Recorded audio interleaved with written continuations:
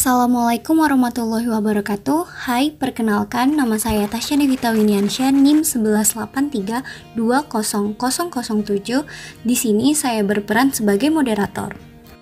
Perkenalkan, nama saya Madi Agus Andi Gunawan, NIM 11832008. Perkenalkan, nama saya Robianto, NIM 1183-248. Perkenalkan, nama saya Reni Sylvia Dewi, NIM 1183-224. Saya Dian Rosa Fitri, NIM 1183-231. Untuk memenuhi tugas ujian akhir semester, mata kuliah Mekatronika, Prodi Teknik Fisika, Institut Teknologi Sumatera, kami dari kelompok 6 akan mempresentasikan tentang Agricultural Robotics, The Future of Robotic Agriculture. Menjelaskan ringkasan singkat tentang apa yang akan dibahas pada presentasi kali ini. Masih banyak sistem pertanian dan perkebunan yang bergantung pada kemampuan manusia. Contohnya saja, dalam menyiram tanaman, memupuk tanaman, semuanya masih dilakukan secara manual atau dengan tenaga manusia. Maka dari itu, kita membutuhkan suatu mesin yang dapat bekerja secara otomatis untuk membantu, mempermudah, dan memperingan pekerjaan manusia. Jadi untuk pemeliharaan tanaman pemanenan, pasca panen, dan hasil panen itu bisa dilakukan lebih baik, lebih cepat, dan lebih tepat waktu. Mesin-mesin ini menggunakan sebuah aktuator. Aktuator bertindak sebagai penggerak yang dapat mengubah sinyal listrik menjadi sinyal mekanis. Jenis aktuator yang dipakai pada mesin pertanian adalah motor servo, alat yang dapat mengendalikan posisi, dapat membelokkan, dan menjaga suatu posisi berdasarkan penerimaan pada suatu elektronik. Baru-baru ini juga terdapat sebuah variabel aktuator yang telah diperkenalkan untuk menargetkan hasil yang lebih maksimal, pemanfaatan robot, serta meningkatkan efisiensi energi dari sistem robot, terutama selama bergerak, dinamakan FSA atau Variable Stiffness Actuator, yang membuat gerak mesin atau robot menjadi lebih halus. Selanjutnya, saya akan menjelaskan tentang latar belakang. Di waktu sekarang, kita dihadapkan pada perkembangan teknologi. Negara-negara maju terus mengembangkan teknologi mereka untuk mempermudah pekerjaan manusia agar semakin mudah dan praktis. Karena faktor itulah, dibuatkanlah mesin yang dapat bekerja secara otomatis. Indonesia sebagai negara agraris tentunya sangat membutuhkan mesin-mesin pertanian yang dapat bekerja secara otomatis untuk meningkatkan mutu dan kualitas bahkan produktivitas lahannya. Oleh karena itu, melalui tugas ujian akhir semester ini, kami mengangkat tema dan mengkaji tema Agricultural Robotics, The Future of Robotic Agriculture, yang akan membantu mempermudah dan memperingan beban manusia yang berpacu pada aktuator robotika pada bidang pertanian dengan harapan dapat berperan dalam pengembangan dan mampu mengembangkan ide secara kreatif dan inovatif pada robotika pertanian. Mekanisme pertanian secara otomatis berikut adalah keunggulannya. 1. Meningkatkan produksi per satuan luas. 2. Meningkatkan pendapatan petani karena tambahan produksi. 3. Meningkatkan efektivitas dan produktivitas, kuantitas, kualitas hasil pertanian. 4. Mempertahankan pada penanganan, meningkatkan nilai tambah pada hasil produksi. 5. Meningkatkan efisiensi bahan dan tenaga kerja. 6. Menghemat energi dan sumber daya. 7.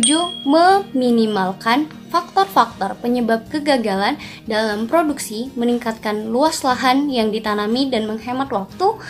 8. Menjaga kelestarian lingkungan dan produksi pertanian yang berkelanjutan. Rumusan masalah dari tema yang kami angkat adalah bagaimana mengembangkan teknologi robotika pertanian di Indonesia, bagaimana mengembangkan ide sebuah robotika secara kreatif dan inovatif dalam bidang pertanian, bagaimana membuat teknologi robotika pertanian yang sesuai dengan keadaan lahan di Indonesia, lalu bagaimana meningkatkan teknologi robotika pertanian yang menjamin mutu dan nilai tambah produk serta memperluas kesempatan kerja.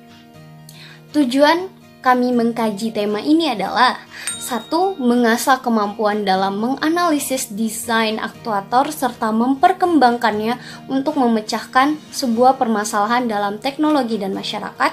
2. Dapat mengetahui teknologi robotika yang berpotensi untuk dikembangkan di sektor pertanian Indonesia untuk menjamin mutu dan nilai tambah produk serta memperluas kesempatan kerja.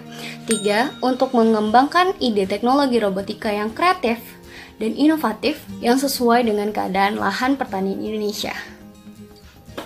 Selanjutnya akan dijelaskan oleh Made Agus Andi Gunawan. Di sini kita akan mengkaji dalam bidang pertanian. Nah, di sini bidang pertanian adalah kegiatan pemanfaatan sumber daya hayati atau sumber daya alam yang dilakukan manusia untuk memenuhi kebutuhan sehari-harinya atau menghasilkan bahan pangan, bahan baku, dan sumber energi.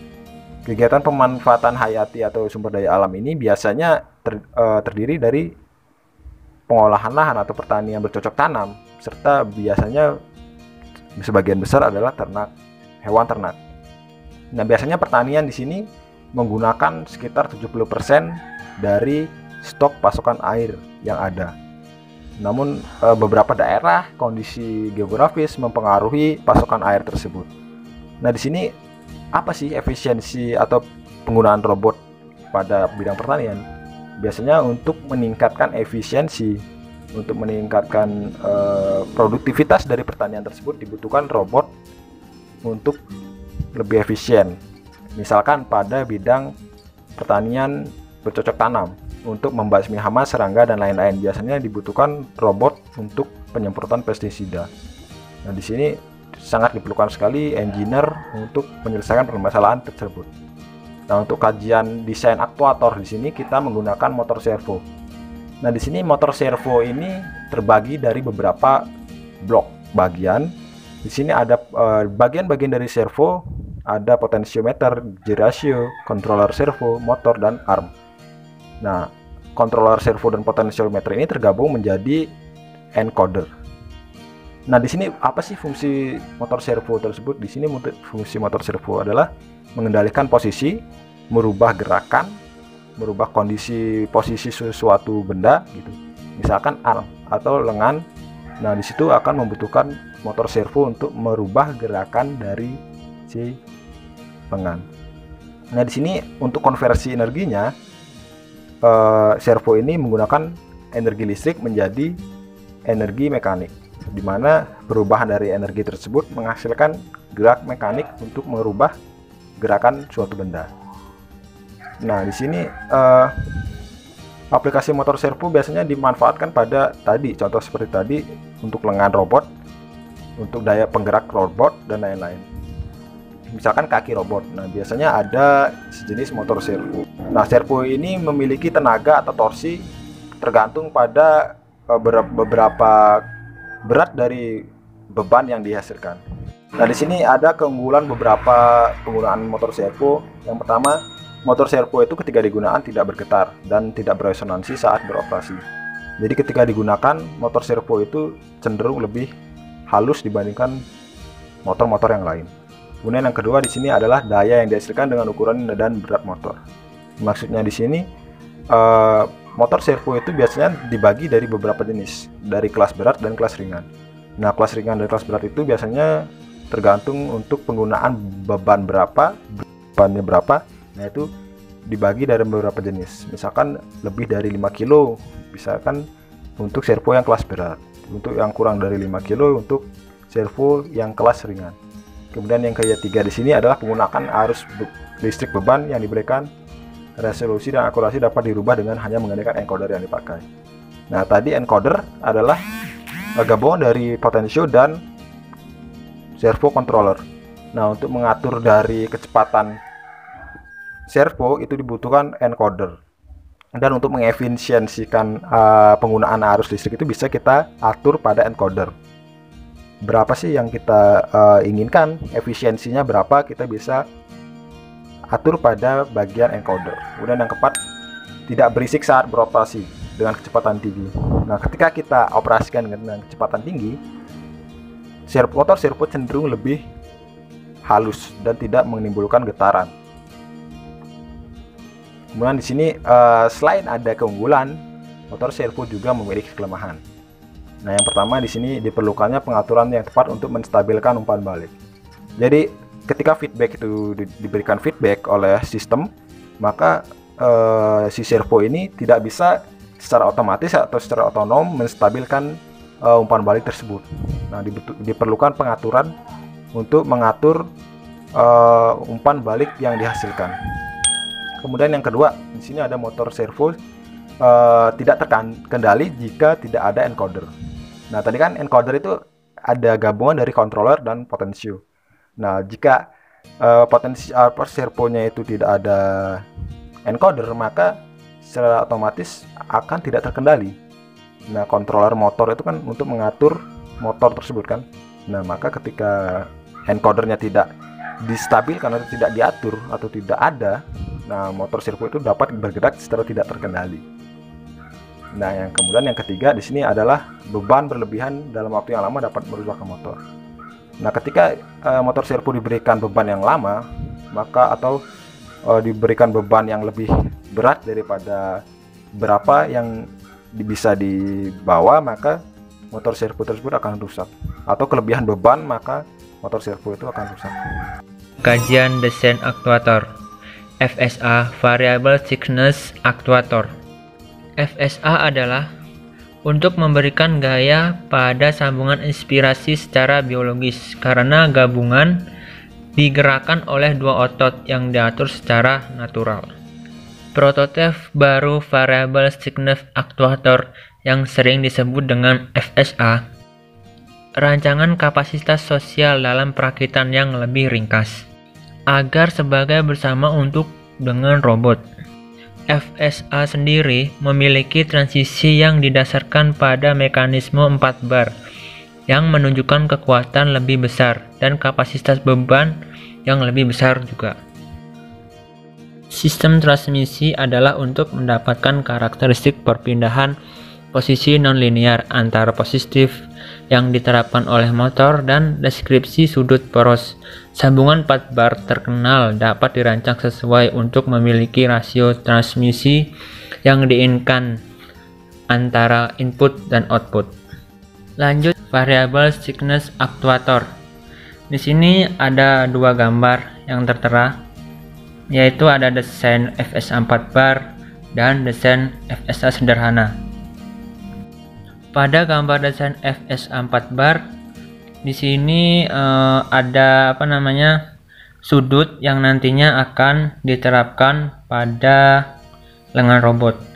Dan di gambar sebelahnya, desain FSA sederhana adalah alat nantinya yang akan dibikin serta diterapkan. Lanjut ke hasil kajian. Di sini hasil kajian sistem navigasi menggunakan real time kinematik atau yang bisa sering disebut sebagai RTK. Dalam navigasi sistem membuat robot pada bidang pertanian memiliki akurasi tinggi dengan error yang sangat kecil hingga satuan sentimeter. Dengan menggunakan RTK, robot dapat terintegrasi ke 4 satelit dalam satu kali cek posisi. Kalian bisa lihat gambar di sebelah kanan saya. Konsep dasar untuk menentukan posisi dengan GNSS adalah dengan pengukuran jarak secara simultan ke beberapa satelit GNSS yang koordinatnya telah diketahui. Prinsip dasar penentuan posisi dengan GNSS menggunakan pendekatan vektor, seperti gambar di sebelah kanan saya. Lanjut, hasil kajian dari aktuator. Dalam pengaplikasiannya dibutuhkan aktuator dengan gerakan yang lebih halus untuk mencegah kerusakan pada tanaman. Contohnya pada penggunaan efektor di ujung lengan robot dan grip press diperlukan untuk menangani buah dan sayuran lunak dengan lembut. Di sebelah kanan saya ada gambar contoh robot yang akan bekerja nantinya, seperti tangan robot lunak untuk panen selada dan alat isap untuk memetik apel. Robot yang dibuat semakin lebih lembut juga pada tingkat aktuator sendi hingga dapat mengefektifkan hasil panen dan memaksimalkan hasil yang dipanen. Selanjutnya ada kajian hasil yaitu pengolahan citra robot. Vision robot dalam pertanian membutuhkan ketahanan terhadap perubahan pencahayaan, kondisi cuaca, latar belakang, dan penampilan objek. Misalnya, saat tanaman tumbuh sambil memastikan keakuratan yang cukup dan kinerja waktu yang nyata untuk mendukung pengambilan keputusan di otak robot dan kendali yang dipandu oleh vision dari sistem robot. Industri pertanian di masa depan akan membutuhkan teknologi robot untuk membantu petani mengolah ladang mereka. Robot-robot tersebut dirancang untuk melakukan banyak pekerjaan khusus, mulai dari memindahkan lahan hingga membersihkan gulma baik secara kimiawi ataupun mekanis. Berikut penjelasan sistematis tentang robot tersebut.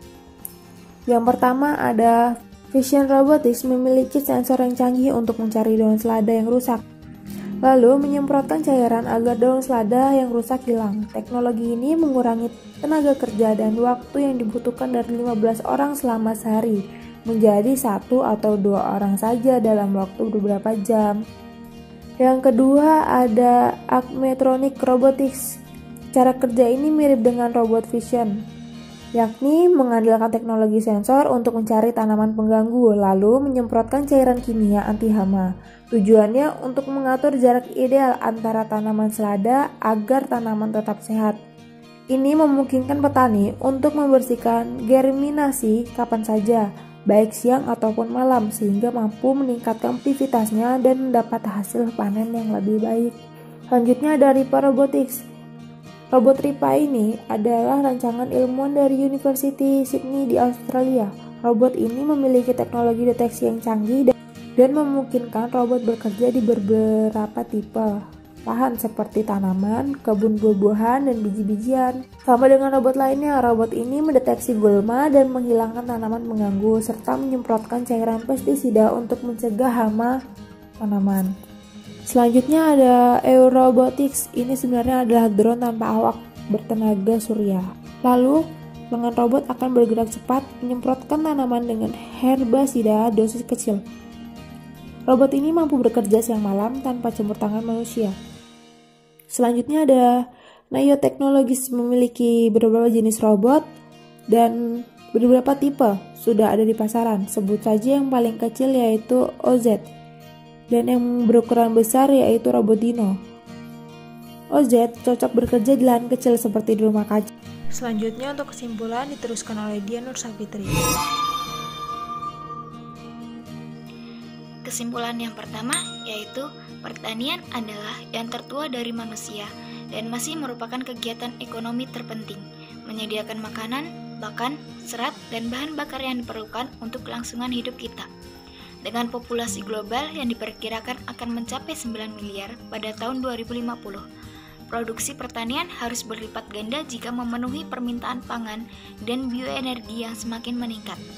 Mengingat terbatasnya lahan, air, dan sumber daya tenaga kerja, diperkirakan bahwa efisiensi produktivitas pertanian harus meningkat sebesar 25% untuk memenuhi tujuan itu, sementara membatasi tekanan yang semakin besar yang diberikan pertanian pada lingkungan. Kesimpulan yang kedua yaitu industri pertanian di masa depan akan membutuhkan teknologi robot untuk membantu petani mengolah ladang mereka. Robot-robot tersebut dirancang untuk melakukan banyak pekerjaan khusus, mulai dari memindahi lahan hingga membersihkan gulma, baik secara kimiawi atau mekanis, dengan herbisida dan penyisir tunas liar pada tanaman selada. 5 robot tersebut adalah Vision Robotics, Agrotronics, Ripa, Ecorobotics, Nanotechnologies. Dan kesimpulan yang terakhir yaitu melalui implementasi industri 4.0 di sektor pertanian diharapkan proses usaha tani menjadi semakin efisiensi sehingga terjadi efisiensi, peningkatan produktivitas dan daya saing. Untuk mendukung revolusi industri 4.0, sektor pertanian yang akan datang sedang bereksperimen dengan model dan inovasi bisnis baru, yaitu pertanian presisi, pertanian vertikal, pertanian pintar, smart farming, data besar, sensor dan drone, alat analisis internet, pertanian, dan otomisasi Alsintan adalah beberapa teknologi yang mendukung industri. Itulah hasil presentasi dari kelompok 6. Sebelum kami tutup presentasi kali ini, kami ingin menayangkan video singkat tentang agrikultur robotik.